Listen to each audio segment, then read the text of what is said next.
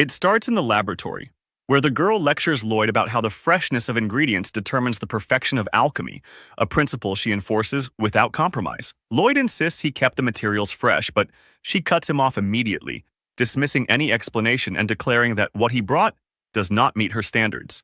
As the criticism continues, Lloyd's mind drifts back to when he was 19 and working at a drugstore. His attention snaps back to the present the moment he sees the phantom flower, Fleur d'Insel, lying in the trash. Shock tightens his chest as the memory resurfaces. An entire week spent searching, sleepless nights endured, and the risk he took to bring it back within 3 days. All of that effort disappears in an instant, as Ruby discards it without hesitation. She is known throughout the kingdom as a kind-hearted alchemist, an impeccable genius responsible for countless magic tools and potions. From Lloyd's perspective, however, she feels more like a devil. She remains irritated, insisting that everything produced in her lab must be of the highest quality. She treats this result as yet another failed attempt at material gathering. The structure of alchemy is clear.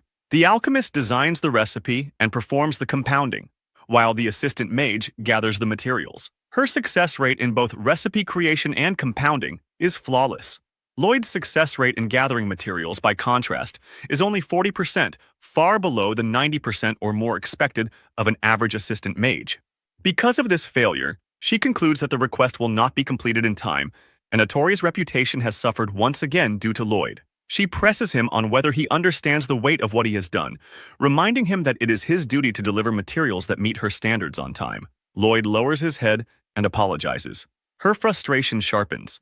She clenches her teeth and berates him for apologizing instead of doing his job properly, branding him as useless, goofy, and slow. Ruby harshly condemns Lloyd, stating that his material finding rate is the lowest in the entire kingdom, and that it is deeply embarrassing to her. She emphasizes that everyone is talking about him and insists that he should already be aware of how poorly he is viewed.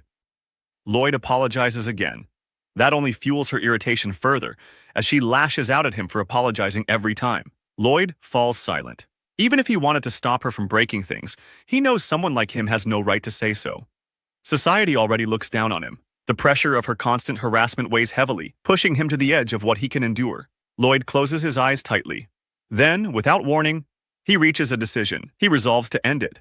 Lloyd averts his gaze, his voice unsteady as he explains that he is tired of being an assistant mage and that he is leaving Otori. Ruby looks at him with confusion, then casually sits back in her chair, treating his declaration as if it were nothing more than a routine complaint. She assumes he will return by evening and even adds a reminder about dinner. Lloyd stares at her in disbelief and makes it clear that he is ending their relationship today. Ruby dismisses it again, telling him to leave quickly if he wants to go somewhere and remarking that his personality is irritating.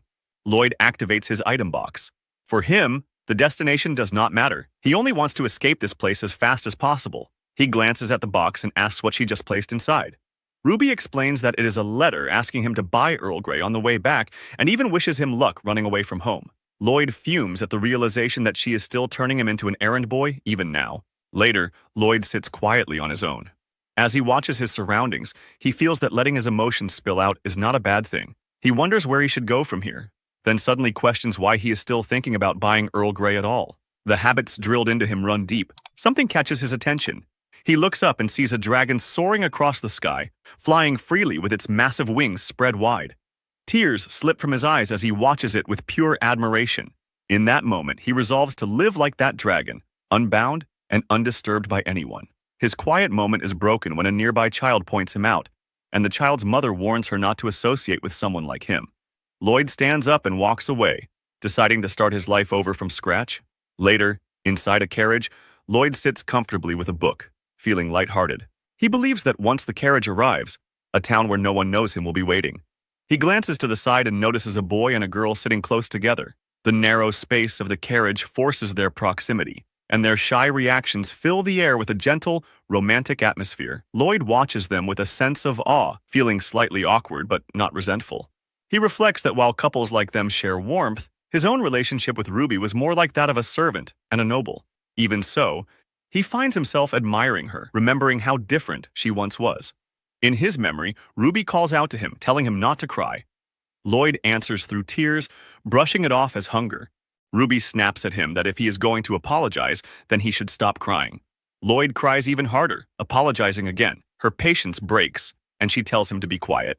She hands him a piece of bread. She lays out her resolve clearly. She will become the greatest alchemist in the country. By doing so, she will live like a noble, despite growing up in an orphanage, and she will be able to eat as much as she wants. For that future, Lloyd is to remain her assistant mage. Lloyd looks at her while holding the bread and agrees.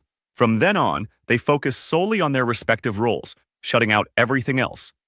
Each of them desperately pursues their own path. As a result, Otome gains widespread recognition. Ruby is eventually ordained as a one-of-a-kind aristocrat, Alchemia Steel. With that success, her arrogance grows, and her humanity steadily erodes. The memory fades as the carriage suddenly comes to a stop. Lloyd is confused by the abrupt halt. A commotion erupts outside, with the coachman shouting. When Lloyd nervously asked if a monster had appeared, the girl responded with irritation. She pointed out that his shady mumbling had interrupted their conversation, cutting through the tension with blunt annoyance. Lloyd immediately responded, insisting that she shouldn't call someone shady when she doesn't even know them. The boy beside him apologizes, explaining that the girl tends to speak her thoughts out loud. Lloyd says he does not mind and suggests getting out to see what happened. Outside, the girl trembles in fear as she stares at a massive worm-like creature. She panics, insisting she has no chance against it. The boy scolds her for giving up before even trying and declares that he will protect her, even at the cost of his life. She responds with admiration, professing her love. Lloyd watches them in silence. A trace of envy passes through him, knowing he and Ruby never shared anything like this. Wanting to help, he explains that he has fought the creature before and might be able to offer advice. The boy is relieved by his presence and urges him to do so. Lloyd calmly explains that the monster's weak point is its head, and that it can be defeated by striking it there. The two listen, but remain unsure. The boy points out the obvious problem of its massive size and questions how anyone could get close to its head. Lloyd advises them to work themselves up and focus on something else. They are left speechless. The girl quietly dismisses him as unreliable, calling him an introvert once again. Lloyd reacts internally to the remark. Before anything more can be said, the monster attacks. The couple freezes in fear. Lloyd moves immediately, grabbing them and chanting a spell. An explosion erupts, obliterating the creature. The two stare at him in shock, falling completely silent. Lloyd explains that destroying the head like that is effective. The boy points out that the entire body was blown away. Lloyd acknowledges this, scratching his head in embarrassment and apologizing that his advice may not have been very helpful. The boy still thanks him sincerely. The girl, however, reacts in disbelief, insisting that something is clearly wrong with the situation. Members of the guild question the attack in shock, wondering what kind of magic that was and why the boy is not surprised. Lloyd himself is confused, unsure what is strange about his magic at all. The boy treats it as normal, while the girl firmly insists that it is not. The girl points straight at Lloyd and loudly declares that his attack magic is impossible, something that should not exist, calling it a cheat. Lloyd feels deeply hurt, realizing she is criticizing his magic while still treating him as nothing more than a shady introvert. Soon after, her tone shifts. She apologizes for earlier remarks, admitting that the explosion magic was overwhelming and left her in shock. She reveals that she is a mage as well, which the boy finds obvious given that she carries a staff. She pushes back against that assumption, arguing that judging someone by a staff alone would make even an elderly person a mage. The boy shrugs it off, remarking that everyone grows old eventually. Lloyd silently notes how casually cruel the comment sounds. Without warning, the girl bows deeply in front of Lloyd and asks him to teach her magic. Lloyd panics and tries to deny it, insisting that he is not that skilled as a mage.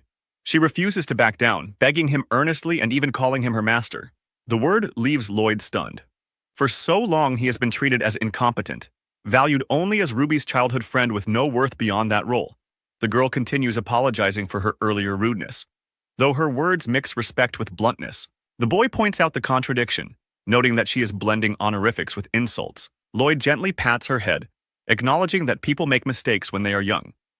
He sets only one condition, that she uses her magic responsibly. The girl reacts with pure admiration, declaring how amazing he is and even volunteering to become a guarantor for his debts.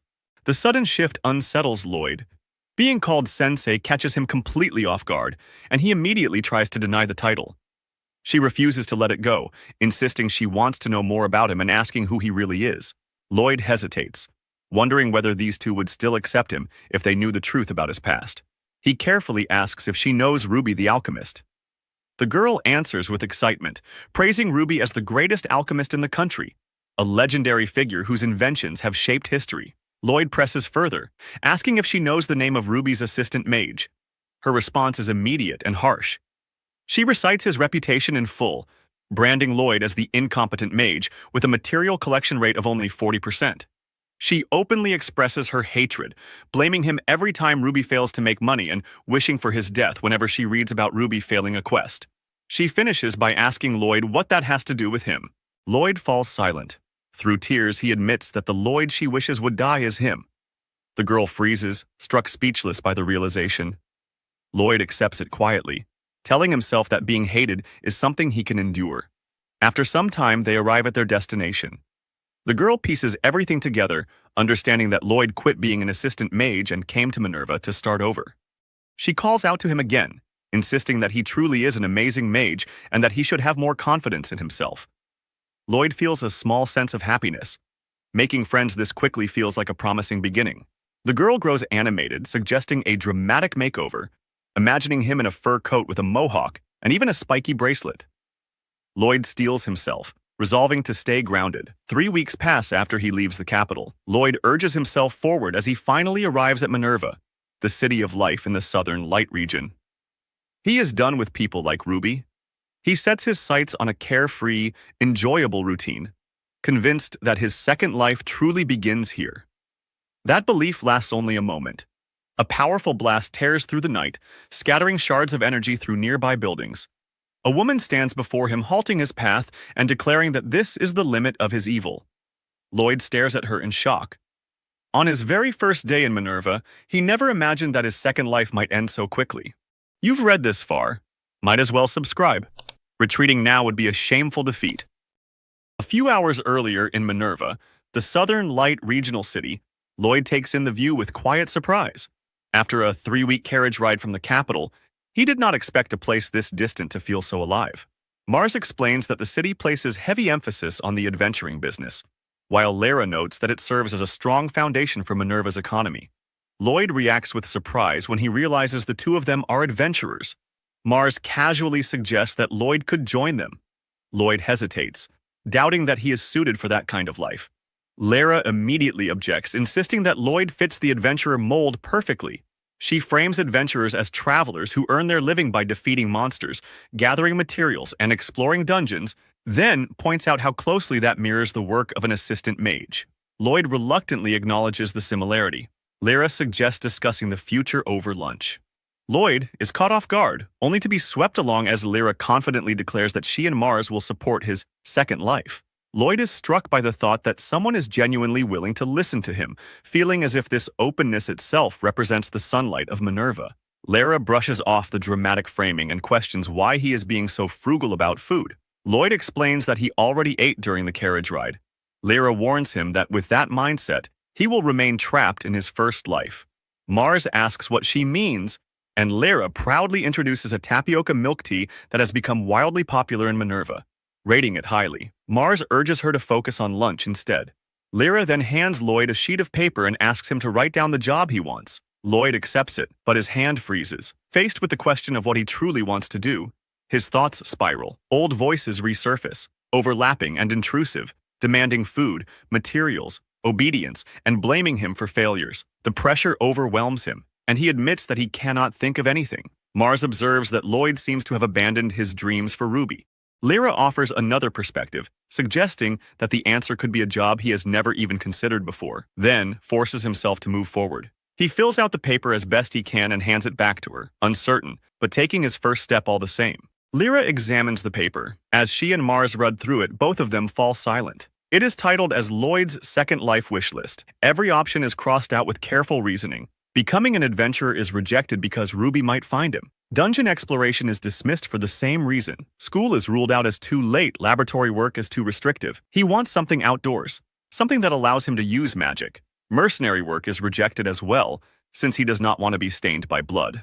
Mars reacts bluntly, remarking that Lloyd is surprisingly picky for someone aiming for a modest life. Lara follows, admitting that his reasoning for avoiding adventuring is so negative that it leaves her disappointed. Trying to break the deadlock, Lara energetically suggests running a tool shop. She points out that his experience with material gathering would be useful. Lloyd considers it and admits that it does not sound like a bad idea, but the thought immediately spirals. He imagines Ruby appearing as a customer, demanding materials without hesitation. The imagined confrontation leaves him sweating, unsure how he would even respond. Lyra moves on to another idea and suggests carpentry. Lloyd reacts with visible shock. His imagination betrays him again. He envisions proudly presenting finished work, only for Ruby to dismiss it outright and reduce him to nothing more than an assistant mage. The imagined scene tightens his chest, his apologies repeating even in his own thoughts. Sensing his unease, Mars grabs his hand and urges him forward, insisting they become adventurers together. Lyra supports him, telling him there is no reason to live in fear of Ruby. She says it would be a shame to abandon what he truly wants to do,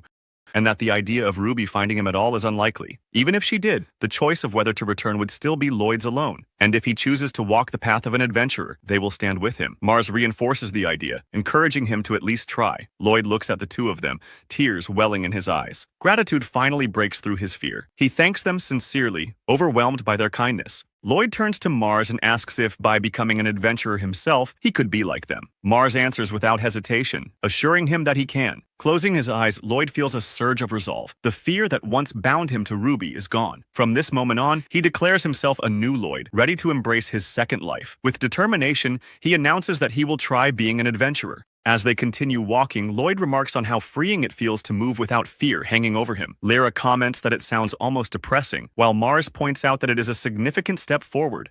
Lyra's attention is caught by a bronze statue nearby, and she exclaims in amazement. Lloyd explains that it is a statue of the saint from the Emerald Church, a revered figure who receives divine messages.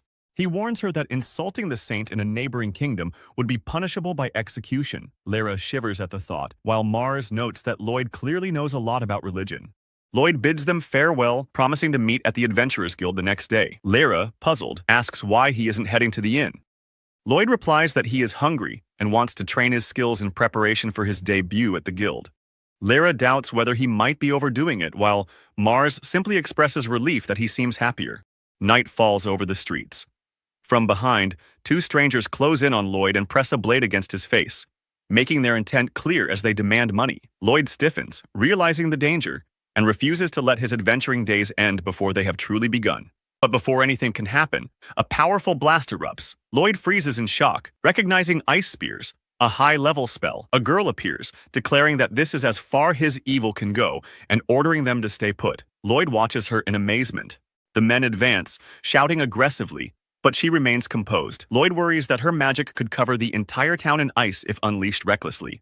Acting quickly, he enhances his own strength and lands a punch on one of the attackers. He advises her that ice spears are powerful but difficult, and that in such situations, beginner spells are safer. He hands her the staff. She hesitates, apologizing, but Lloyd reassures her, acknowledging that he was saved thanks to her. She responds simply, "You're welcome." He can't help but wonder who she is, dressed like a priest yet wielding powerful magic. Before he can dwell further, she interrupts, noticing that his cheeks are bleeding.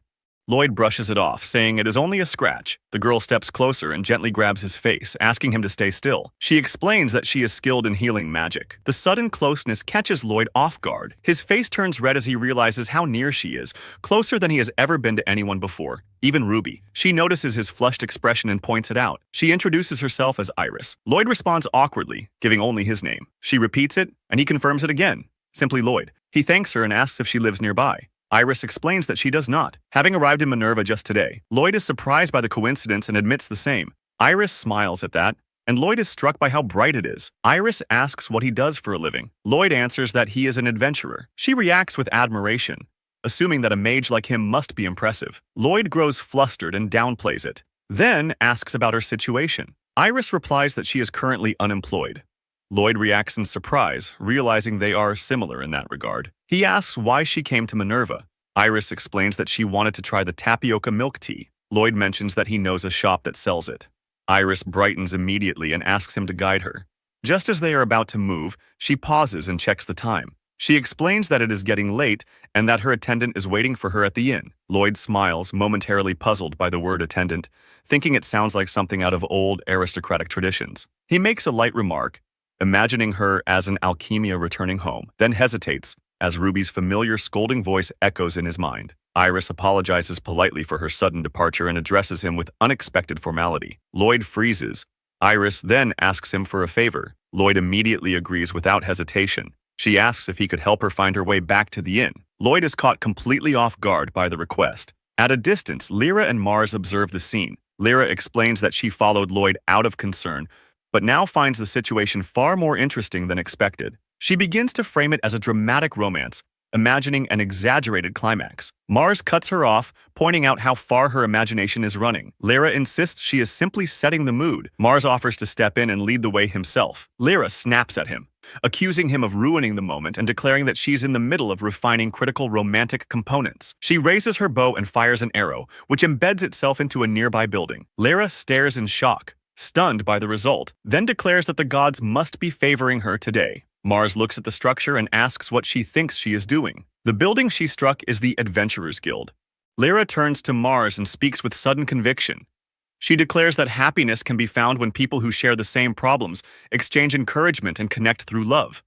She proudly notes that it is a line from chapter 125 of The Letter of Insulation to the Incompetent Prince, calling it nothing more than modest support from a coupling elf of light.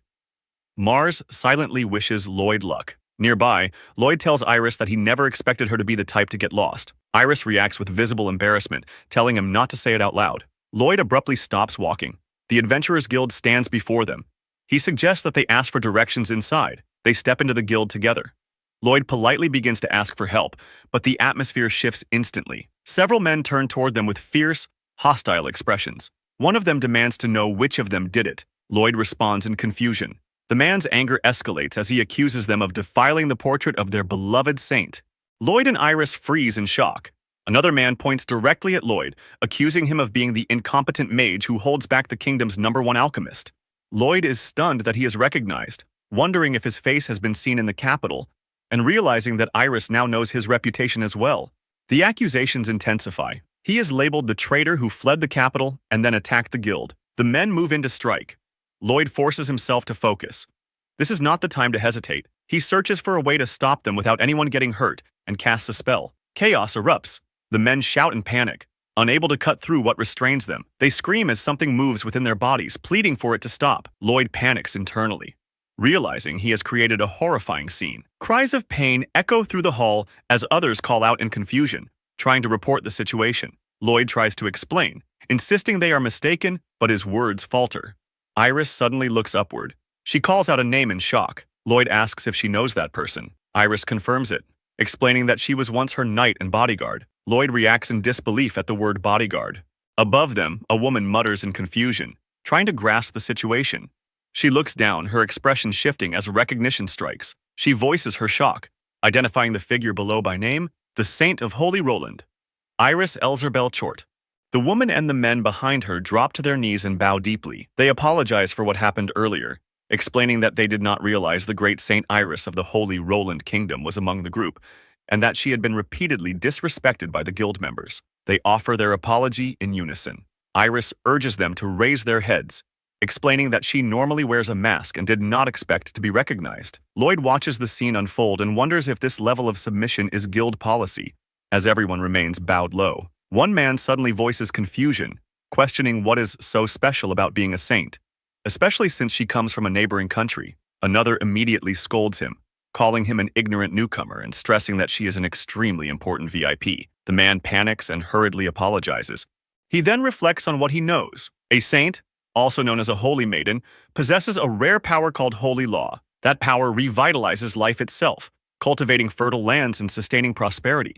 In contrast, regions untouched by holy power become uncultivated territories, turning into demonic realms where dangerous high-ranked demons roam freely. He tells himself to wait. Lloyd briefly thinks that perhaps he should have dispelled the vines restraining them earlier. He recalls that each country can only have one saint born within it, and from the moment of birth, the entire nation exists to protect her. At the same time, he remembers Iris saying she was unemployed, and the contradiction unsettles him. The woman turns sharply and glares at the men behind her. She declares that those who raise their fists against the saint will be demoted to E-rank adventurers. She charges toward them, and the men scatter in panic. Iris calls out urgently and asks her to stop, explaining that she is no longer a saint and asking that they not be punished. The woman freezes in shock and blurts out her disbelief, demanding to know what happened to the saintess instead. Iris reassures her that there is already a new saint who has taken her place. Lloyd is stunned by this revelation. If Iris is no longer a saint, then what exactly does that mean? He worries whether it is truly safe for her to admit this in front of such fervent believers, unsure how they might react. Silence settles over the group. One of the men breaks down emotionally, declaring that this is exactly how a saint should be, moved by the lengths Iris is willing to go to protect them. The others follow, overwhelmed and crying openly. Lloyd watches in complete disbelief as the situation spirals in a direction he never anticipated. Iris turns to Miss Isolde and addresses her. Isolde, clearly moved as well, agrees not to punish the men if that is Iris's wish, but warns her not to lie again. Iris affirms that she is telling the truth. The mood shifts instantly. Someone shouts praise, and soon the voices multiply, hailing Iris as a saint. Lloyd stares at them in shock, realizing that no matter what she says, their devotion has only deepened. To him, their behavior feels overwhelmingly fanatical. Afterward, outside the guild, Iris remarks that it feels like the dawn of a new day. She notes the direction they need to take, pointing down a nearby street. Lloyd responds with mild surprise, realizing how quickly time passed while they were dealing with the trouble inside. As the events replay in his mind, he admits that things could have gone badly and that Iris truly saved the situation. He suddenly apologizes to her, saying she was dragged into strange trouble because of his bad reputation. Iris panics and quickly denies it, insisting that getting lost was her own fault and that she does not think Lloyd is a bad person. She smiles, saying she genuinely enjoyed talking with him that night. Unsure of what else to do, she had simply wandered through the city. She explains that this night has become her very first memory as just Iris and asks him not to apologize. Lloyd falls silent. He reflects on the fact that Iris has lived her entire life as a saint. Everyone carries their own circumstances, and he feels he can understand her loneliness, the emptiness that comes from not having a place where one truly belongs. Iris notices his silence and asks if he is all right. Lloyd replies that he only wanted to thank her for everything she has done. Iris tells him that thanks are unnecessary, then suddenly smiles. She remarks that when he speaks so formally, it makes her expect too much, calling him Prince Lloyd. Lloyd blushes in embarrassment. His eyes dart around as he searches desperately for something to say or do. Then he stops, noticing the clock tower in the distance. He realizes it is the answer he was looking for. Lloyd suggests going to the clock tower. Iris agrees without hesitation. Lloyd lifts her into his arms and casts a physical enhancement spell. He leaps high toward the tower, prompting a startled scream from Iris. She tells him that he surprised her, and Lloyd immediately apologizes. Iris watches him with admiration as they reach the top. They stand together in silence, overlooking the city. Iris breaks the quiet, saying that the view of the city from the sky is beautiful. Lloyd is startled and warns her to watch her step. Thanks to the magic light stones that illuminate the entire town, light is stored during the day and released again at night, keeping the streets bright even after sunset. He mentions that the tower was built by a great old goldsmith named Hecate. He explains that during the days he spent running non-stop to gather materials, moments like looking down at the town from a mountain were the only times he felt at peace. Iris looks at him and thanks him softly. Lloyd asks her to wait a moment and not take her eyes away. As the sun rises, the magic stones across the city begin to glow. Lloyd explains that they shine most beautifully when they absorb the morning sunlight. He admits that he lived his life as an assistant mage, grew tired of everything, and ran away to Minerva. In truth, he says he is nobody special. But even so, he is glad he can show his favorite scenery to a special friend. Iris smiles and says it truly is beautiful. She speaks happily, expressing her wish to find her own place in this beautiful world. Lloyd smiles back at her. Iris reaches out and holds his hand. Lloyd blushes deeply. Suddenly, Iris looks behind her and shouts Lloyd's name in shock. Lloyd nearly loses his footing and slips from the rooftop, but Iris reacts instantly, gripping him with all her strength and pulling him back, holding him firmly in place. She is breathing heavily as she confronts him, accusing him of throwing himself forward as if searching for hope in life itself. Lloyd explains that he did not mean to do that, only that he wanted to live up to her expectations. Iris falls silent. Then, without warning, she starts laughing. Lloyd watches her in confusion. Through her laughter, Iris remarks that Lloyd is a strange person. She adds that he has already surpassed her expectations completely and honestly. Lloyd asks what kind of life Iris wants in her new place. She hesitates, thinking it over, then answers that she wants to spend calm, relaxing days with her new friend. Elsewhere, Lara laughs to herself with clear satisfaction. She declares that everything is going exactly as planned and excitedly turns to Mars, celebrating what she sees as a victory for the paired bow and arrow. Her enthusiasm is cut short as Miss Isolde and her men glare at her. One of the men restrains Mars, while Isolde addresses Lyra with a threatening presence, demanding to hear more about this so-called story. Lyra stiffens, overwhelmed by fear and nervous tension. Far away, in the royal capital at Ruby's atelier, Ruby erupts in anger. She refuses to believe what she is hearing as a report is delivered to her. The official informs her that more than a week has passed since the request was issued. Ruby insists that they are in an emergency and argues that they can simply wait until her assistant mage returns. The response is immediate and unforgiving. As an auditor, the man informs her that the atelier's rating is being lowered to B. Ruby is struck speechless. She desperately calls out, trying to stop him as he leaves. Her mind races. The atelier's rank is the foundation of its trustworthiness, and without it, her popularity will collapse. Fury consumes her. She blames Lloyd, cursing him for not returning even after 3 weeks. The other members of the atelier anger her just as much, having promised help only to refuse her with excuses. She rages that if Lloyd could retrieve those materials, then no one else has any right to refuse, knowing how difficult they are to obtain. She lashes out, kicking a nearby post and shouting accusations of jealousy, convinced that others are sabotaging her out of envy for her talent. Gasping for breath, she declares that everything is Lloyd's fault. In her heart, she hardens her resolve. One day she will become a Chronicle-class alchemist, just like Hecate. Lloyd, she decides, is completely unnecessary. Even if she were to die, someone else would take her place. With desperation tightening her chest, she reaches a final conclusion. She must find a new assistant mage. Quick break. Like and subscribe if you appreciate the work that goes into this manga.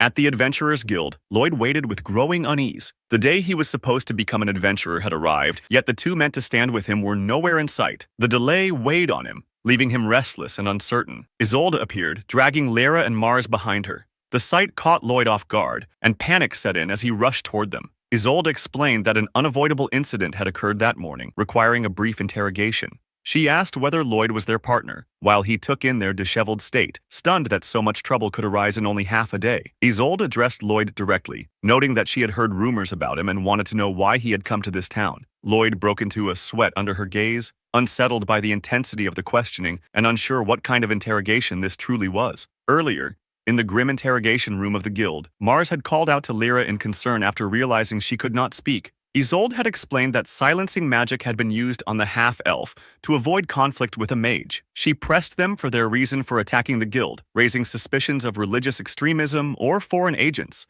Lyra, anxious and unable to speak, desperately tried to steer the situation. She urged Mars to explain that they had been attacked by bandits and struck by a stray arrow, hoping for a plausible excuse. Mars seemed to understand, offering a reassuring smile. Instead, he relayed that Lyra wanted to become a cupid of love. Panic surged through her as she realized he had misunderstood completely.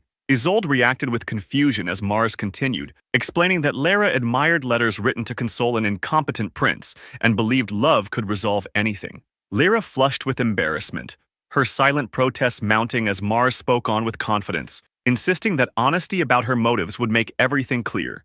Mars began to elaborate further, but Lyra, overwhelmed, struck him to stop him. Her reaction made it clear that the situation had spiraled far beyond what she intended, and that her personal tastes and interests had no place in this interrogation. Back in the present, Lloyd trembled as he watched the aftermath of the ordeal. He asked what kind of interrogation they had undergone. Isolde decided to let the matter slide this once, imposing a penalty instead. Lyra and Mars would take on requests free of charge 3 days a week for a month. As Isolde grew serious, her thoughts turned elsewhere. She noted the strength required to incapacitate even some A-rank adventurers within the guild, considered Lloyd's reputation as an assistant mage labeled incompetent in the royal capital, and recalled how the St. Iris had appeared without warning the previous night. The attack on the guild could not be explained by Lyra and Mars alone. Isolde's attention settled on the man connected to both incidents. If he posed any threat to Minerva, she would have him expelled from the city under the authority of the guild. She watched Lloyd closely, gauging whether he would reveal his true intentions under pressure. Mars broke the tension by asking whether Lloyd had already become an adventurer. The sudden shift startled Lloyd, and when Isolde immediately demanded to know what had been said,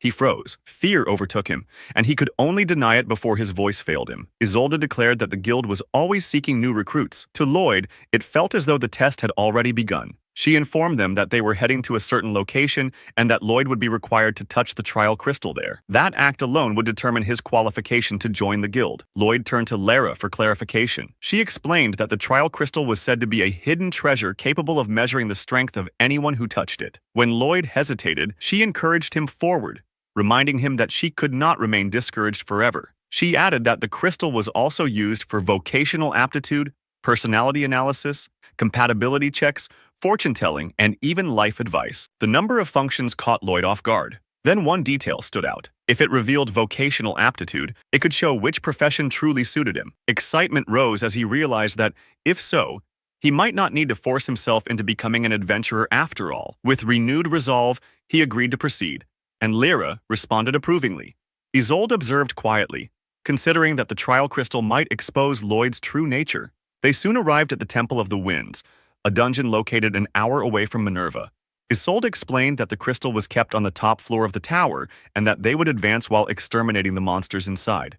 Lloyd asked whether Isolde herself had touched the crystal and whether she had discovered her own vocation. She dismissed the question as none of his concern. As they moved deeper inside, Lloyd suddenly stopped. He sensed something wrong and alerted the others before rushing toward the stairs.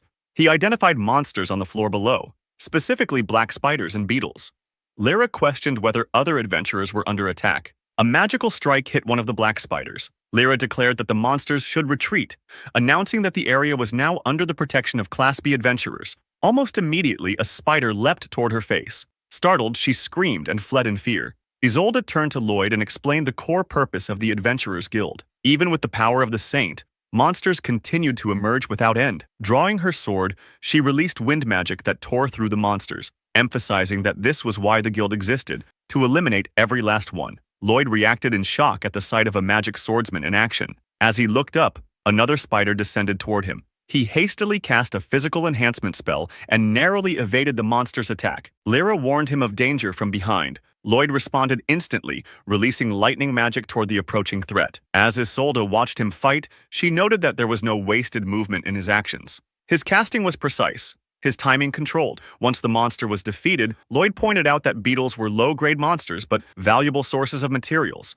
With the spiders present, capturing them became easier. Isolde paused at that observation, reconsidering what she had heard about him. The image of an incompetent mage no longer aligned with what she was seeing. She decided to test him further and asked what he would do if he encountered a monster stronger than himself. Lloyd answered calmly that he would first overwhelm it with 16 consecutive bursts of explosive magic before retreating. The mention of explosions caught Isolde off guard. 16 bursts of explosive magic meant high-tier spells, powerful enough to erase most opponents entirely. Even if he was exaggerating, the choice of response itself was abnormal. Something about him did not add up. Isolde called for a short break. Lloyd immediately reacted to the sight of tea, gladly accepting it. Lyra stated with pride that, as a descendant of a noble elf tribe, she naturally carried tea with her and even served it properly. Lloyd remarked that the situation suddenly made him feel like a commoner. Isolde handed Lloyd food and instructed him to eat. When he asked whether she had prepared it herself, her tone turned sharp, making it clear that refusing was not an option. Lyra quickly intervened, and Lloyd accepted the meal without further hesitation. They ate together, and the mood softened. The food was genuinely good, leaving them quietly satisfied. For Lloyd, it was the first time he had eaten homemade food inside a dungeon, and the experience stood out to him.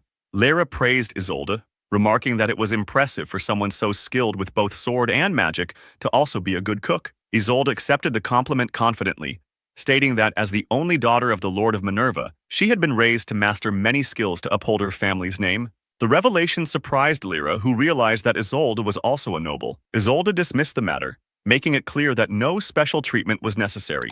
Lloyd asked whether Isolde's training had reflected her crystal-determined vocation. Rising to her feet, Isolde announced that they were moving onward, beginning the climb up the temple's upper floors. As they ascended, Lyra leaned close to Lloyd and whispered, suggesting that Isolde seemed to be hiding her crystal results and asking if he wasn't curious. Lloyd admitted that some things were better left unknown, though he did wonder how the crystal would actually determine a vocation. Lyra fell silent for a moment before quietly requesting a favor from him. On the top floor of the Temple of Winds, Isolde stopped before the trial crystal. She instructed Lloyd to hold it, explaining that he could ask it anything and it would provide an answer. Isolde then posed a question herself, inquiring about her own abilities. The crystal responded with precision. She was an advanced user of magic and swordsmanship, and her adventurer rank was S. Lloyd stared in amazement, struck by the crystal's ability to comprehend and respond to their queries. Lyra, unable to contain her curiosity, asked what Isolde's vocation was. Startled, Isolde shouted at her to stop. The crystal ignored the protests, revealing Isolde's top 3 vocations. First, martial artist. Second, holy knight.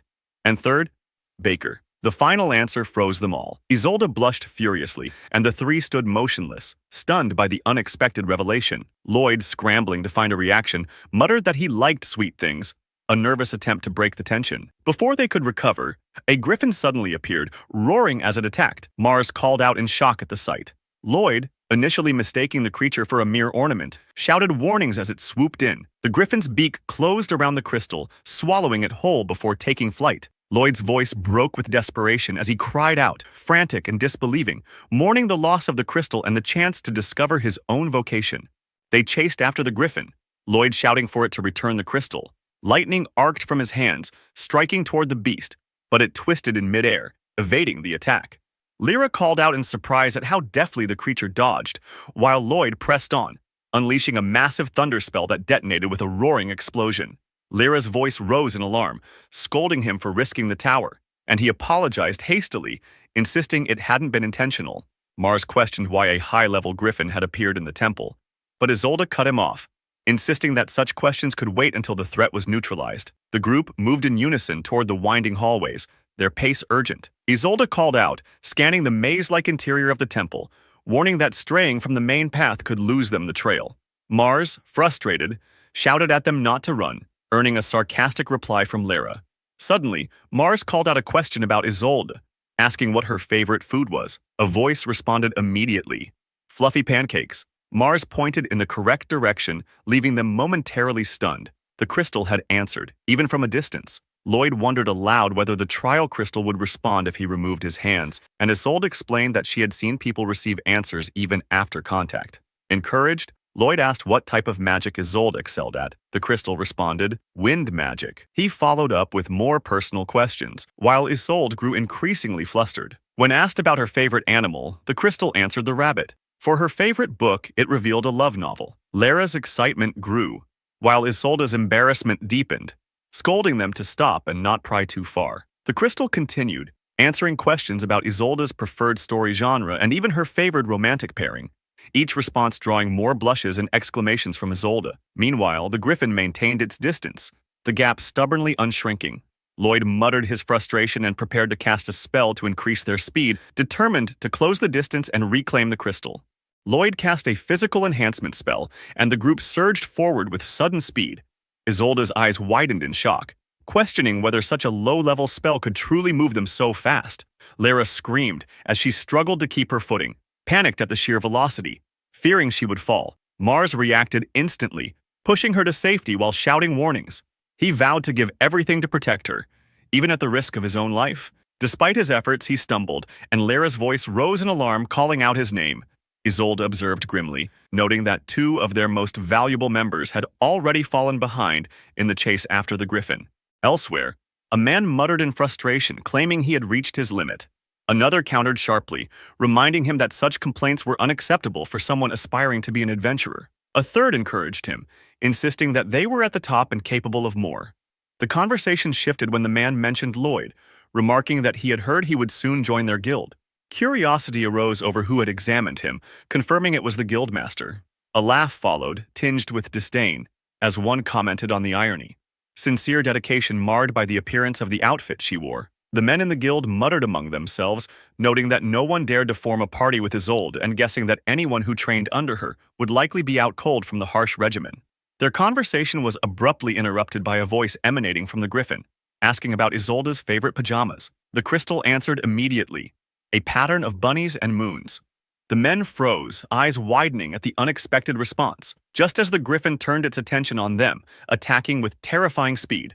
Lloyd shouted in triumph, realizing he had finally caught the crystal. The man behind him barely managed to react, yelling about the griffin. He called out to Isolde, bewildered, asking what this creature was and how to handle it. Isolde ordered all novices to evacuate immediately. The man, still flustered, attempted to ask about the pajamas, but she silenced him with a sharp command to go. Focused entirely on the griffin, Lloyd prepared for battle. He declared his intent to take the crystal at any cost. The griffin flinched as he cast water bullet magic, which the creature narrowly dodged. Lloyd cursed, wishing he could remove it from the tower entirely to finish it in a single strike. Determination lit his expression, and he vowed to retrieve the crystal no matter what. Isolde's gaze lingered on him with suspicion. She recalled rumors of Lloyd, the man who had supposedly dragged down the kingdom's best alchemist, labeled incompetent in magic, yet capable of wielding a variety of spells and knowledgeable about monsters. The intensity of his fixation on the crystal struck her. Could it be that from the very beginning, he had come to Minerva aiming for it, exploiting St. Iris's powers for his own gain? Lyra, noticing the griffin's aggression, muttered that it was because of Lloyd that Mars had nearly been in danger. Without hesitation, she cast silencing magic at the griffin. Isolde's shock was immediate. She realized Lara had negated her own sounds. Lara explained silently to herself that Master Lloyd had taught her the technique earlier, and that her strength lay in applying it effectively. Seizing the moment, Lyra advanced on the griffin, leaping behind it. She struck with precision, forcing the creature to drop the crystal from its jaws. Lloyd's cry of joy echoed through the temple as the crystal became free. They raced forward to retrieve it, and Lloyd's wide smile widened further when he finally held it in his hands. Lara collapsed nearby, exhausted but victorious. Eager to know his own fate, Lloyd asked the crystal to reveal his vocation. The answer came immediately. He was to be Ruby's servant. Shock froze him in place, the word servant echoing in his mind. Memories of Ruby flooded back, her scolding him for staying up late studying alchemy, pushing the lamp aside with her foot, and warning him not to do anything beyond her instructions. She had reminded him with wicked delight that he was her assistant mage.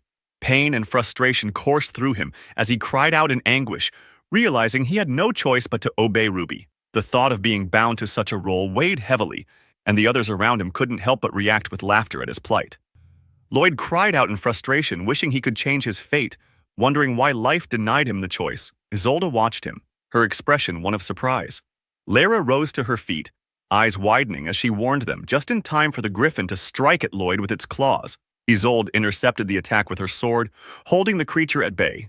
She turned to Lloyd, her voice firm and unwavering, reminding him that the crystal's words did not decide his path.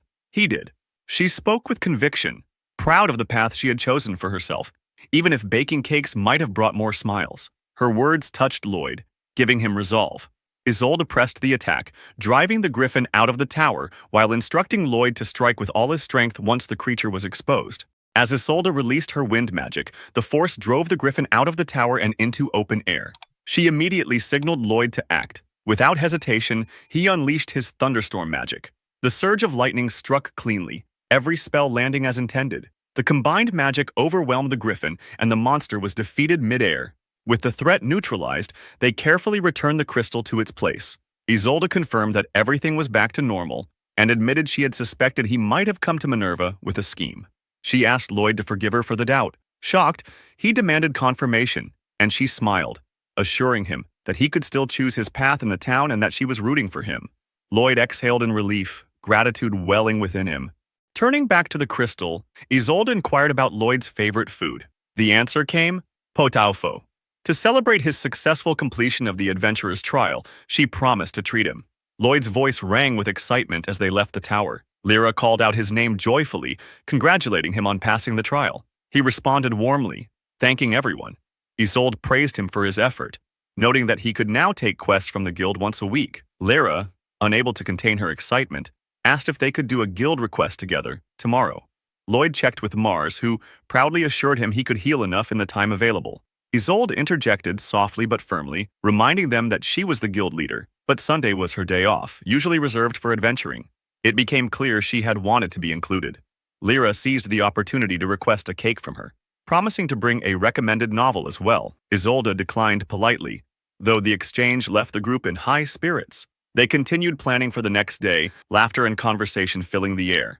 Lloyd watched them, a small smile on his face, realizing that for the first time, he truly felt he could belong here. Lara spoke quietly, noting that they were merely following elven teachings, and asked if that was acceptable. Isolde replied with mild surprise that interaction with other religions was always welcome.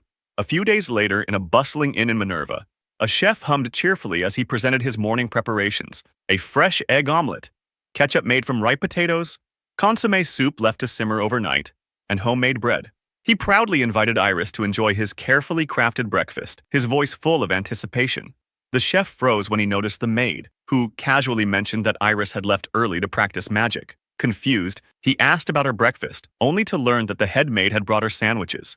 Disappointment washed over him, and he fell to his knees, lamenting the loss of his daily joy, waking Iris with a refreshing meal. The maid observed that Iris seemed slightly changed since arriving in Minerva, appearing more active, perhaps influenced by that mage after all. Stirred by curiosity, the chef immediately rose and approached her, asking Saphira to share more of the story. She ignored him, continuing to chew. Frustrated, he demanded that she stop eating. Reluctantly, Saphira recounted that on the first night they arrived in Minerva, Iris had sneaked out and met a man named Lloyd. It seemed the two had grown close, and Iris was already looking forward to their next encounter. The chef's expression darkened, muttering in frustration, then erupting in anger at not having known sooner. He accused Saphira of being part of some scam, to which she replied that Nero hadn't asked her, muttering that it was troublesome. Demanding details, Nero asked what Lloyd looked like. Saphira described him as tall, with black hair and a plain face. Nero grinned wickedly, declaring that he would accompany Iris on her next escort. Playfully, he drew a figure on the omelet and sliced through it, adding that he was eagerly anticipating the day Iris and Lloyd would meet again. 1 week earlier, at the Adventurers Guild, a woman reported the completed request. 40 goblins and 20 red boars had been subjugated, earning a reward of 3 gold. She reacted with surprise, noting that such a mission normally required 3 full days. She questioned how it had been finished so quickly. Lyra answered with pride, attributing the result to their status as elite adventurers. Mars added that, in truth, they had barely moved at all. Lyra immediately silenced him, making it clear that such details did not need to be shared. Isolde suddenly called out, drawing Lloyd's attention. He turned and froze when he noticed what she was holding, a massive 4-layer cake. She explained that her subordinates had discovered her fondness for baking and wanted to try it, so she had made enough for everyone. She then addressed Lloyd directly, stating that he should complete at least one request entirely on his own. Lloyd responded with confusion. Isolde clarified that he was still constantly looking after Lara and Mars. She had wanted to bake, so she baked, and asked whether he truly had nothing else to do. Lloyd replied lightly that living a slow life was the best thing in the world. Isolde could only stare at him in silence. Images of his daily routine surfaced naturally, preparing breakfast for others, doing laundry, offering to clean rooms without being asked. Lyra called out to him, requesting red boar curry for dinner. Isolde snapped at them, pointing out how dependent they had become on Lloyd, then sighed in frustration. At the very least, she thought, he should start making time for himself. The next day, in the great forest of Vid, Lloyd reviewed his work. He had accepted several commissions, including a request to subjugate 100 goblins over 4 nights and 5 days, which had concluded that morning. He decided to take a quick lunch break, planning to finish 3 tasks before the day ended. A familiar voice surfaced in his mind, suggesting that with recovery magic, rest was unnecessary. Lloyd immediately followed the thought further. If he stayed up all night, perhaps he could complete 5 tasks instead. His eyes widened as the realization struck. That approach ran completely counter to the slow life he claimed to want. The imagined voice pressed him, questioning what he even did during a slow life. Lloyd found himself unable to answer. In his mind, the image of Ruby forced food into his mouth, ordering him to eat, work, and return. Sweat broke out across his face. He recalled Isolde's cooking and pushed back against the thought. He decided he would cook for himself, for his own sake. He would make pot au feu. The voice reacted with clear disapproval. Lloyd remembered how pot au feu had been his favorite food at the orphanage, even though it had only ever contained vegetable scraps, and how his single sausage was always taken away. The imagined voice insisted that curry was better. Lloyd argued that it had always been his dream to cook pot au feu properly using good ingredients. When the voice scoffed at the idea of hauling water from a distant well, Lloyd countered that the labor itself enhanced the flavor of the soup. The voice erupted in anger, demanding curry instead. Lloyd froze as the outburst echoed in his mind. The tension between the life he wanted and the habits he could not yet escape colliding head-on. Startled by the sudden blast, Lloyd questioned what had happened and sprinted toward the source of the explosion. When he reached the site, he saw Iris floating on the surface of a lake. Shock took hold as he rushed to her side and pulled her to safety. She reacted in surprise, embarrassed at being seen like that. Once she recovered, Iris explained that she had been practicing magic by the river near Minerva. A failure in her control had carried her all the way there. The distance stunned Lloyd. The journey from Minerva to that location normally took 2 hours by carriage. Iris hesitated, mentioning that if she did not report this, her servants would worry. Lloyd stopped her, asking who she meant, and she clarified it was her attendants. He assured her that he would bring her back after her clothes had dried. Iris expressed her gratitude. Lloyd suggested having a meal while they waited, explaining that he had prepared his favorite dish. Iris reacted with surprise. When Lloyd opened the pot, he froze. What stared back at him was curry. Iris asked if curry was his favorite dish, and admitted that it was hers as well. Lloyd broke down, trembling as he realized he had not even managed to cook what he truly loved. He berated himself for his uselessness. Iris called out to him in confusion, then calmly took the ladle and tasted the curry herself. As Lloyd continued to despair, Iris suddenly remarked that it tasted good. She smiled and praised his cooking sincerely. Relief washed over him, and he thanked her. He explained that curry was Ruby's favorite dish. When Iris asked who Ruby was, Lloyd described her as his childhood friend, a mage who aspired to become the greatest alchemist in the kingdom. He spoke of her with admiration, smiling as he described how he merely followed her instructions and supported her work. Iris responded by calling Lloyd admirable. His eyes widened at the word. She explained that success required the support of others, and even if people parted ways, the help given still mattered. She told him that being someone who could support others was a wonderful thing. Lloyd looked at her in quiet amazement. The thought crossed his mind that living a slow life with Iris like this would be ideal. He admitted that he had believed escaping Ruby would solve everything, but coming to Minerva had shown him otherwise. Without changing himself, nothing would truly change. Realizing how much he had spoken, Lloyd apologized. Iris reassured him that she understood. When he asked if she truly did, she confirmed it, explaining that the reason she was no longer a saint was because she herself had failed to change. Silence settled between them. Lloyd realized that despite everything, he knew very little about Iris. From afar, Nero watched the scene through a telescope. His expression hardened as he leaned forward, irritation rising as he focused on what Lloyd was feeding Iris.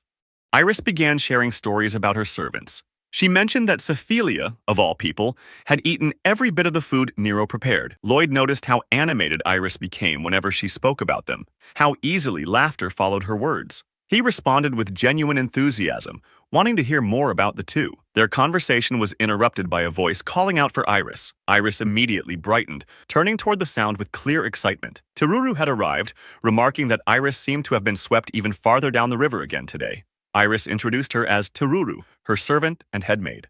Teruru addressed Lloyd, explaining that she had heard much about him and thanking him for the help he had given Iris. She glanced around, noting that she had come to return items Cephelia had forgotten, then wondered aloud where the others were. Iris panicked and explained that they had become separated and that she had come all the way here on her own. Teruru responded sternly, pointing out that Iris was once again doing something pointless. She reminded her that practicing advanced magic was dangerous and that she had been warned to stop. Lloyd could only think that Teruru was intimidating. Iris apologized but insisted that if she wished to live without the burden of being a saint, then helping others was still important. Teruru responded dryly, questioning whether that meant freezing Cephelia and the others again. Watching the exchange, Lloyd found himself admiring Iris's sincerity. Acting on impulse, he addressed Teruru directly and suggested that he be allowed to teach Iris magic himself. Iris reacted with immediate excitement, expressing complete trust in him and insisting that with Lloyd's guidance, she would be safe.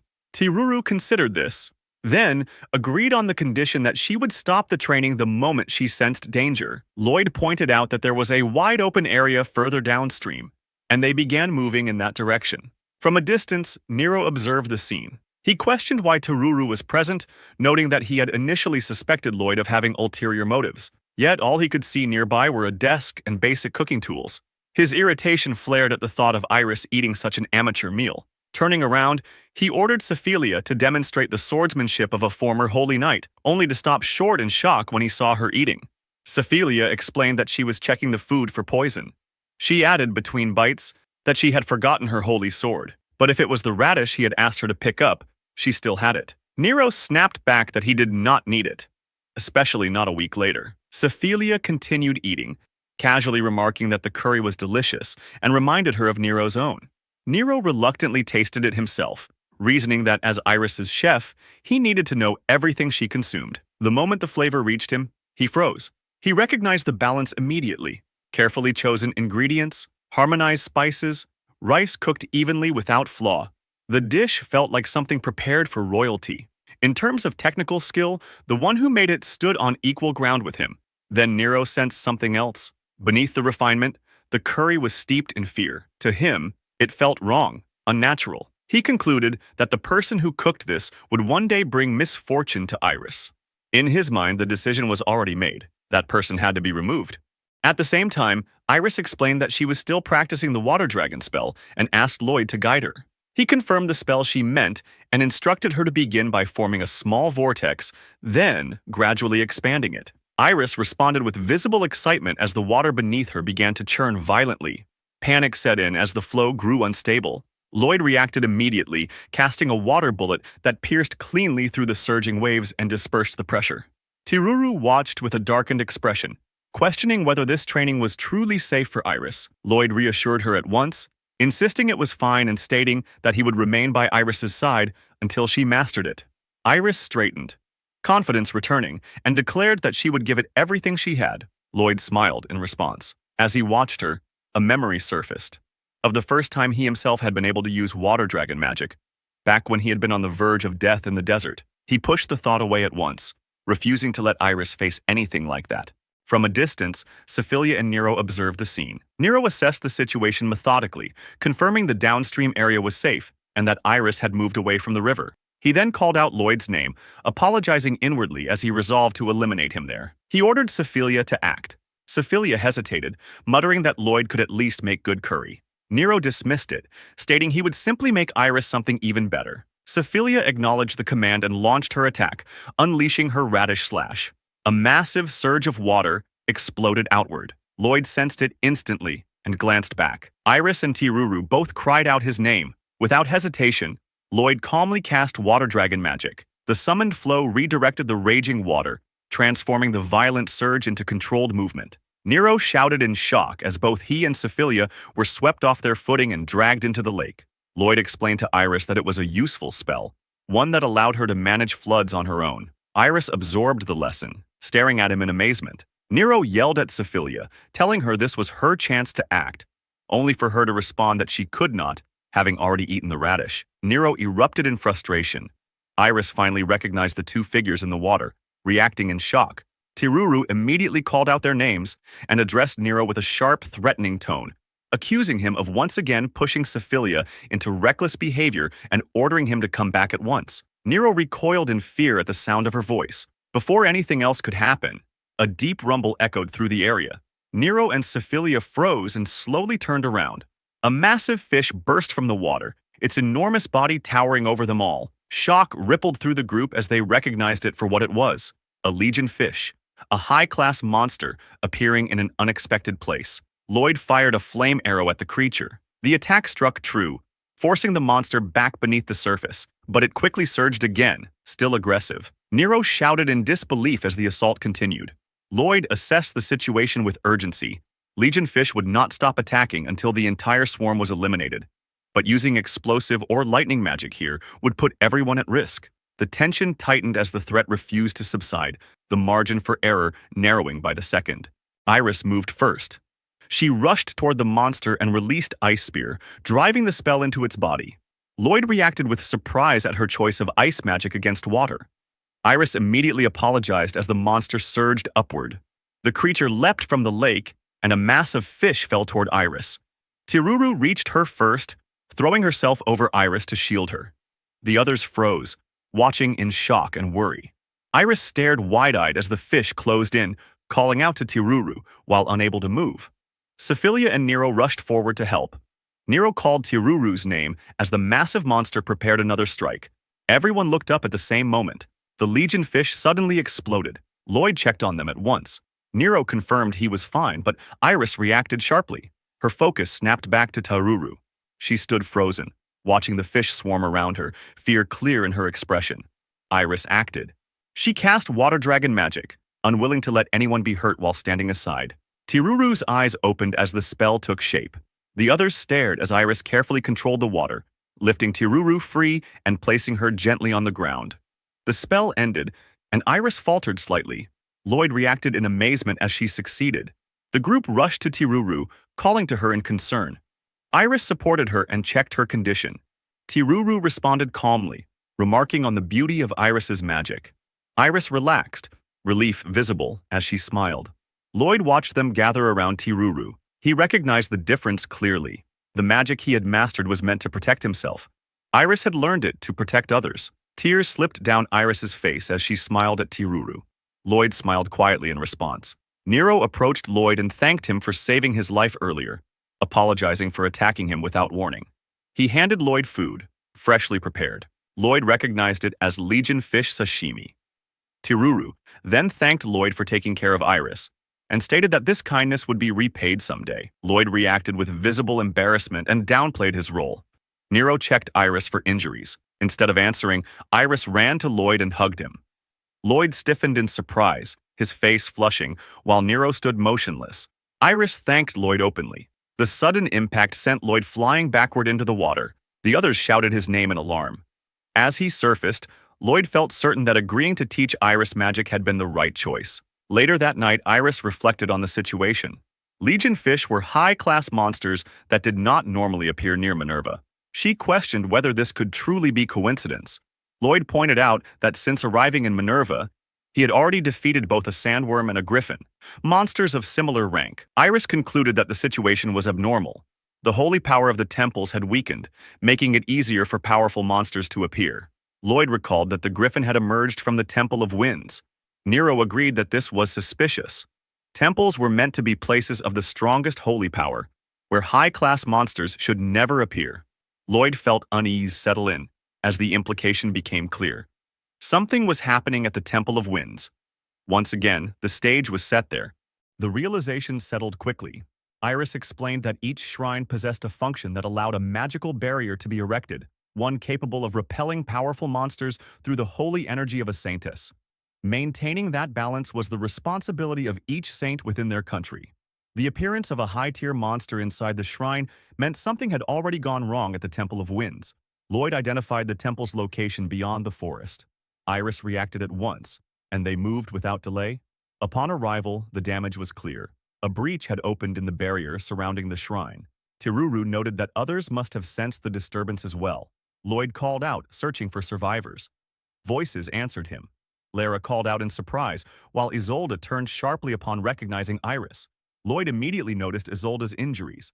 She explained that they had been attacked by a group of 3 griffins. They had managed to hold them off for now, but another wave was certain to follow. Iris assessed the scene with concern. The signs pointed to a fierce battle. She asked whether the saint they had encountered before was present. Isolde explained that she was not. An investigation had already been requested due to the griffin outbreak, but the saint was stationed at the most distant shrine. Her return could take up to 2 weeks. Iris understood what that meant. With no alternative, she resolved to descend into the depths of the shrine herself and perform a cleansing ritual. Lloyd reacted with confusion at the term. Tiruru clarified that the ritual was necessary to restore and reinforce the barrier. She then turned to Lloyd with a request. Escorting Iris to the deepest part of the shrine would be dangerous, and she acknowledged that she herself might be a burden. Still, she trusted that Iris would be safe if Lloyd was at her side. With him there, she believed there was nothing to fear. Lloyd accepted without hesitation. Nero listened in silence, his expression tightening as the plan settled in. Nearby, Sephilia shifted her attention to food instead, wondering aloud about edible monsters. Lloyd calmly noted that beetles could be eaten, their many legs deceptive compared to how juicy the meat actually was. Sephilia reacted with open excitement, her interest instantly captured. As they moved on, Lloyd noticed stairs descending beneath the shrine. Iris explained that the upward path led to the dungeon entrance, while the downward route descended toward the deepest section of the temple. Nero warned that monsters had likely infiltrated the area and urged caution. Lloyd added a reminder to watch their rear, aware of how easily an ambush could form in such narrow passages.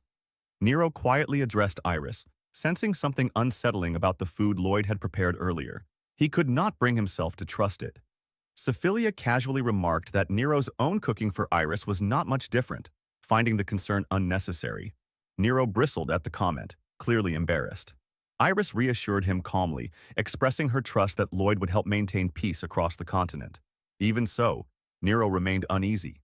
The tension broke abruptly when Lloyd reacted first, warning Nero just as he unleashed lightning magic. The spell struck a spider lurking behind them, sending the monster crashing down near Nero. Iris and Lloyd rushed to him at once, checking for injuries. Nero confirmed he was unharmed. Sephilia paused, her attention drawn to something ahead. She studied it carefully, questioning whether it could even be counted as a beetle, then assessed its size. Judging by its appearance alone, it looked hard and difficult to eat. Lloyd snapped her attention back to the danger as another threat approached. A massive presence emerged from the shadows ahead. Lloyd identified it immediately as a king beetle. Sephilia's excitement only grew at the confirmation that it was still, in fact, a beetle. Without hesitation, she drew her blade and charged forward, unleashing a holy slash that cut cleanly into the monster. Sephilia's strike landed cleanly, drawing a brief reaction from Lloyd as he registered the precision of her movements. Iris clarified her background, noting that Sephilia had once been a holy knight, the same path Isolde had walked.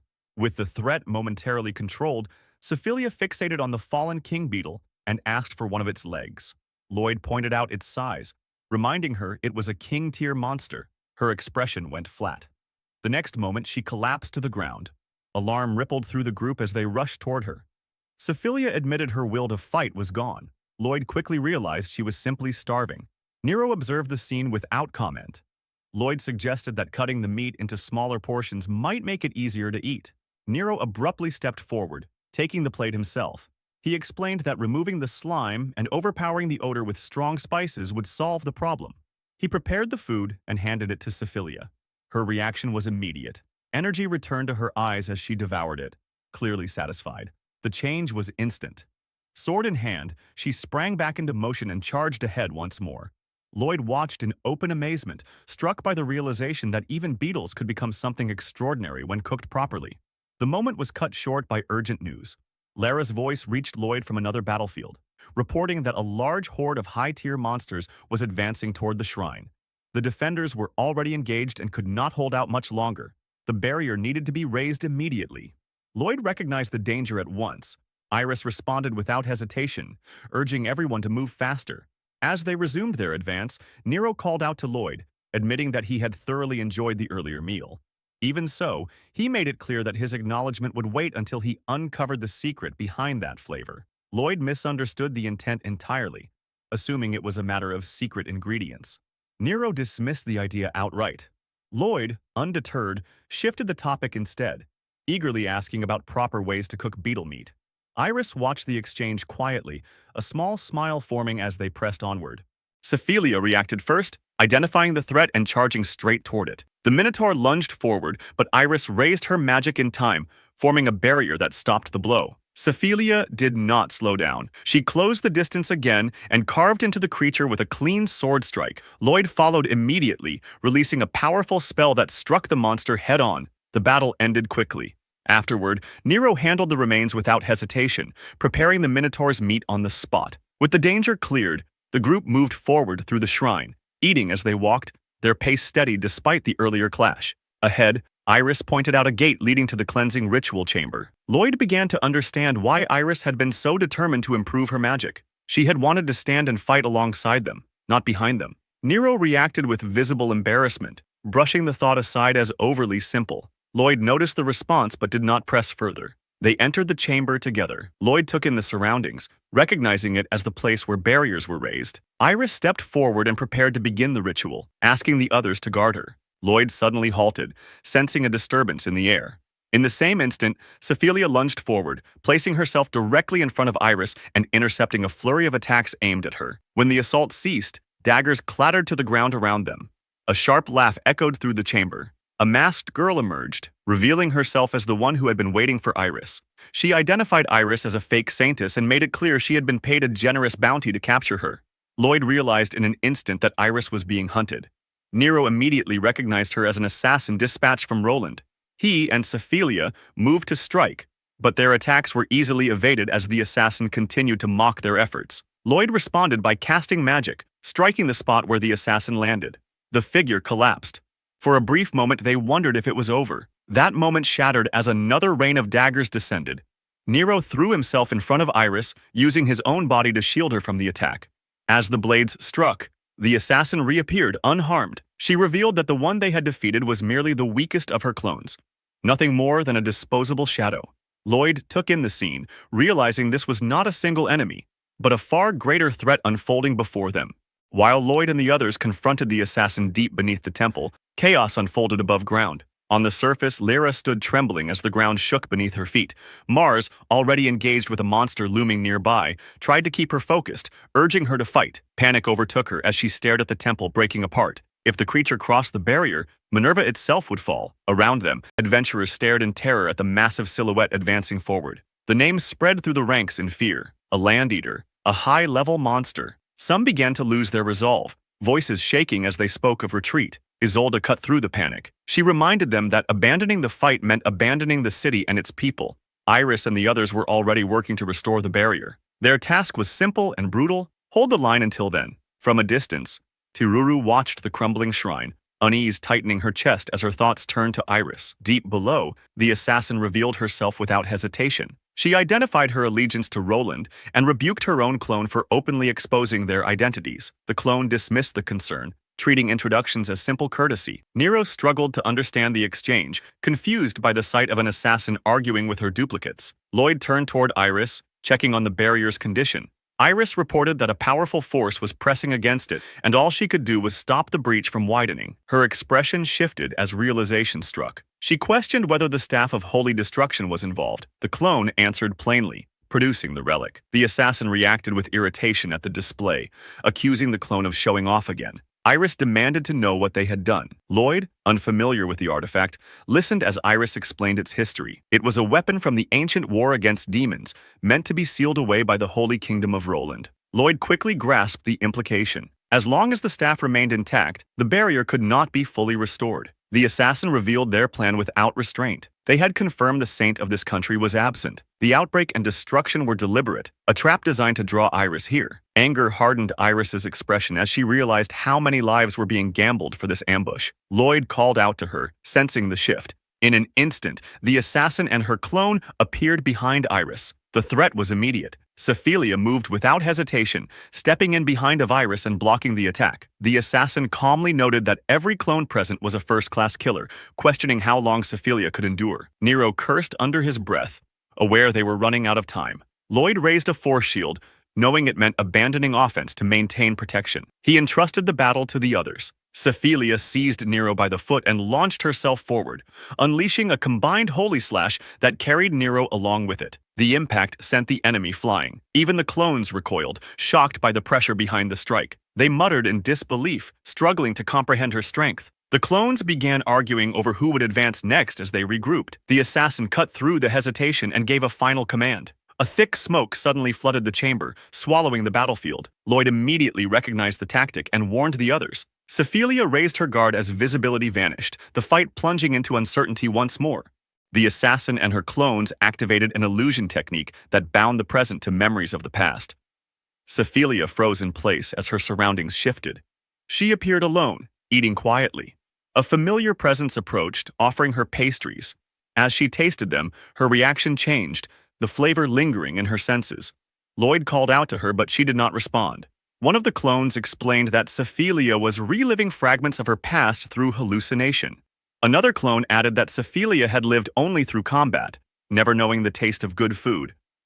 The assassin declared that this was the beginning of the end. She described the illusion as a space where one's deepest desires surfaced, a place too comfortable to escape. Once trapped, there was no waking from the endless dream. She took pride in the technique, confident in its perfection. Iris recognized the danger of the spell and turned to Lloyd in alarm. Lloyd hesitated, weighed down by uncertainty over what he truly desired. As the protective magic began to weaken, Iris called out to him again. The assassin noticed and turned her attention toward Nero. He too was drawn into an illusion. In it, Iris welcomed him as the head cook, imagining a future where everyone could enjoy good food together. Her joy was unrestrained as she praised his cooking, abandoning her former responsibilities. Lloyd watched Nero closely, sensing something was wrong. Lloyd realized he could no longer rely on protection magic alone. The enemy was clearly aiming for Iris, and with Nero and Sephilia still trapped in the illusion, he was the only one left to act. To protect her, he would have to release the barrier and fight directly. Nearby, Nero remained under the spell, focused only on Iris, praising her as she ate, completely unaware of the danger around them. Nero's illusion twisted further. He fed Iris excessively, urging her to eat more, his fixation growing distorted. Iris recoiled in confusion as the scene escalated. Even the assassin was taken aback by the warped desire unfolding before her. Abruptly, the illusion shattered around Nero. The assassin realized she could not maintain control over him. She had never encountered someone whose obsession overpowered the illusion itself. She dismissed him as an anomaly and resolved to defeat him directly. Lloyd seized the moment. A realization struck him, and he called for Nero to cook. Nero hesitated, confused by the timing, but Lloyd was certain that the cooking of the real Nero would reach Sephilia through the illusion. When Nero questioned the lack of ingredients, Lloyd provided a chest without hesitation. Despite his reluctance, Nero agreed to try. As the assassin stared in disbelief, Nero and Lloyd worked together in the middle of the battlefield, combining what remained. The result took shape as a dish made from leftover curry, finished with omeris, its presence cutting through the illusion that still clung to the field. The clones laughed, convinced that such clumsy resistance could never break their illusion. Their confidence vanished the moment Sephilia opened her eyes. She moved at once, cutting through them with her sword. The assassin reacted in shock. The staff of holy destruction was destroyed. Lloyd realized the plan had succeeded. The assassin clenched her teeth, unable to accept that her illusion had failed because of Sephilia's appetite. Sephilia continued eating, acknowledging her mistake in being deceived by illusionary food, while Nero noted that the same appetite had saved them. Iris then announced that the barrier was finally closing. On the surface, the massive creature prepared to launch another attack. Lyra lost her composure and clung to Mars, convinced it was the end, even attempting to kiss him. Mars struggled to push her away, barely able to fight under the pressure. At that moment, the barrier sealed completely, crushing the monster's neck and halting it mid-attack. Lyra and Mars fell silent as they watched the barrier hold. Only then did Lyra realize they had survived. Below, Lloyd shifted his focus back to the enemy and prepared to counterattack, noting that the assassin alone remained standing.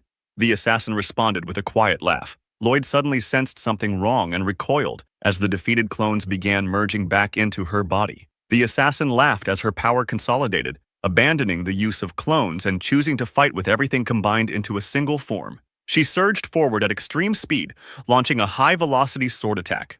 Lloyd met her head-on, striking her with a body reinforced by extreme physical enhancement. The blow sent the assassin flying into the wall. Lloyd judged her strength and responded with the same level of reinforcement he would use against the highest-class monsters. The assassin was left stunned, unable to comprehend the force that struck her. With the battle concluded, Isolde stepped in and declared that the assassin would be taken to the capital for trial. She expressed her gratitude to Iris and the others for protecting the Temple of Wind. Lloyd addressed the captured assassin, known as Black Crow, and questioned the reason behind the bounty placed on Iris. Black Crow revealed that the Holy Roland Prince sought Iris's elimination because she stood in the way of his plans. The truth stunned Isolde Seer, who confronted Iris about her banishment. Iris admitted it without resistance. Isolde grasped the implication immediately, realizing that the prince intended to provoke a war against their country. The weight of that realization spread through the group. Lloyd echoed the word in disbelief. Iris then turned to him and asked if he would accompany her to the capital to stop the impending invasion from the Roland kingdom. Lloyd hesitated, his thoughts drawn toward the capital and the person waiting for him there. The carriage moved steadily as they traveled toward Melzaria. Along the way, Isolde questioned the reason behind Iris's claim that the prince intended to start a war. Iris explained that Prince Geese had long insisted on seizing neighboring heathen counties to strengthen their forces against the demons. She had opposed him, arguing that such actions were no different from the demon invasion 2 centuries ago. For that stance, she was branded a fake and banished. She made it clear that the recent incidents were only the beginning. To stop Roland's invasion, she intended to ask Melzaria to help form an alliance with other nations. Isolde accepted this reasoning and stated that she would arrange an audience with the queen. During the ride, Iris turned her attention to Lloyd, checking on him with concern. Lloyd answered shakily that he was fine, though Iris continued to watch him closely. They soon arrived at the capital of the Melzaria kingdom. Iris took in the extravagant buildings and the crowds moving through the streets. Isolde explained that the queen favored elegance above all else, and her vassals reflected that preference in their refined appearance. Inside the palace, the queen greeted Isolde and praised her efforts in defending the Temple of Winds from the Black Crow. Isolde humbly lowered herself before the throne. The queen acknowledged Iris's sudden arrival and noted that, thanks to her actions, disaster had been avoided. Iris then presented the situation, revealing Roland's intentions and the danger they posed. At the mention of war, the nobles began murmuring among themselves. Questions arose about Iris's exile, the identity of the current saint, and the presence of Lloyd. Some recognized him only as an assistant mage known for a low material collection rate, dismissing him outright. The queen herself remarked on his unremarkable presence. Lloyd was caught off guard by her unfamiliarity despite his previous audiences. Iris stepped in and identified him as the mage who had defeated the Black Crow. The nobles reacted with disbelief, openly doubting such a claim and continuing to belittle him. Iris bristled at their remarks, and Isolde openly showed her anger at their ignorance. The queen silenced the room, declaring such behavior inelegant. The hall fell quiet. She explained that true elegance lay in composure, even when confronted with the unexpected, and that such composure was essential to capturing a crow. With a measured smile, she proposed a test to see whether Lloyd truly possessed the strength to defeat an enemy like the Black Crow. The arena fell into a tense hush as an announcer declared the arrival of Melzaria's most renowned knight commander, the Dandelion Knight of 100 Flowers. The queen's voice cut through the air, permitting him to face multiple opponents at once. daring him to defeat them and display his elegance. Iris wondered what kind of outfit the queen had made her wear, only to be met with the firm assurance that it was considered elegant. Nearby, Isolde noticed Lloyd again sinking into a gloomy mood. Sephilia and Isolde moved immediately to intercept the knight's strike, their swords clashing with his in swift, precise motions. Isolde urged Lloyd to stay focused, reminding him not to be distracted by the spectacle. He met her gaze, questioning her own attire, and Isolde retorted sharply, noting his own awkwardness. Isolde then turned to Sephilia, recalling her past as a holy knight, and instructed her to exploit the Gemini blade. Sephilia hesitated, momentarily confused by the term, but Isolde pressed the point, emphasizing that this was a rare chance to act. The knight responded with a powerful technique, Dandy Giga Bloom Flash, overwhelming Isolde and striking her down. The arena announcer declared the match over, and Lloyd's panic surged as he awaited the next challenger. Iris seized his wrist, pulling him forward, her determination clear. She urged him to act to prove his worth to those who had doubted him, reminding him that he was the hero who had saved Minerva. Slowly, Lloyd's composure returned. He nodded, ready to face the challenge. Together, Iris and Lloyd charged toward the knight. Meanwhile, in a distant room, Ruby observed the commotion outside, noting the noise with mild irritation. She closed the curtains, dismissing it casually, before focusing on her own preparations. A sly smile spread across her face as she greeted the top mage of the Magic Association, Crowley, with a polite but confident introduction. He responded with understated humility, noting how convenient travel had become. Ruby's mind raced. Crowley had been one of the legendary heroes who had defeated the Demon King 2 centuries ago, and despite retiring to a quiet countryside life, he still commanded respect as a master mage. Seeing the opportunity before her, Ruby intended to complete as many requests as possible and gain favor, carefully planning her next moves. She offered him homemade cookies as a gesture of hospitality, hoping to curry favor and demonstrate her skill. But as she stumbled, the cup flew toward him, only to be stopped abruptly by an unseen barrier, leaving her momentarily frozen. Ruby's offering was met with immediate scrutiny. The man criticized the flavor, noting the explosive ingredients and how they overpowered the taste. Ruby, shocked, realized he had identified the ingredients and the instant protection magic with just a single taste. She tried to explain that she intended a spicy flavor, but he had already shifted focus, preparing to gather materials immediately. Ruby's surprise was fleeting.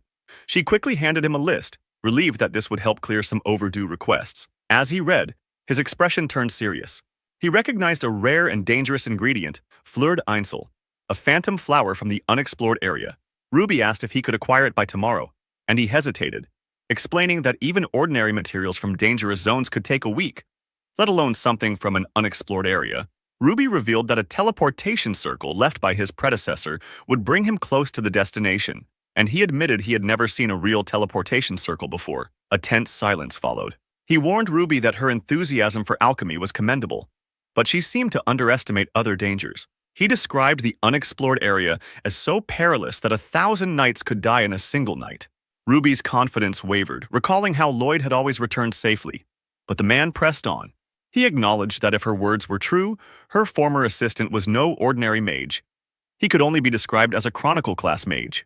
Ruby froze at the thought, her mind racing with the revelation. The man then regarded her, noting that she too possessed remarkable abilities, leaving Ruby to process the weight of his words. He added that one day she could surely become an alchemist comparable to Lloyd. She recalled a distant memory from the orphanage, watching Lloyd cry as he called for his parents. The image lingered in her mind, sharp and vivid. She smirked, dismissing the man's complaints, insisting that even Lloyd had managed the impossible alone. She mocked him for hiding behind excuses, questioning how he could call himself the best while failing to accomplish what she claimed was simple. Her scorn extended to the legendary heroes and the Demon King, reducing them to mere talk. The man's aura flared violently, a fierce heat radiating from his body. Ruby froze, astonished by the intensity. He declared that he could not allow insults to his comrades to go unanswered, demanding she retract her words. Ruby refused, calling him incompetent. In an instant, his power erupted, and the explosion sent Ruby screaming. When the smoke cleared, his body lay motionless on the ground. Panic surged through her as knights rushed in, demanding to know the source of the explosion. Ruby struggled to regain composure amid the chaos. Meanwhile, in the Holy Kingdom of Roland, alarms rang out. The priest, frantic, realized the Black Crow had been defeated, and that the assassin he had entrusted with the staff of holy destruction was nothing more than a rogue operative from the east. Behind him, the king observed, cold and unyielding. insisting that all attempts to delay the inevitable could not halt the unification of the Western continent, the foundation he claimed for true peace.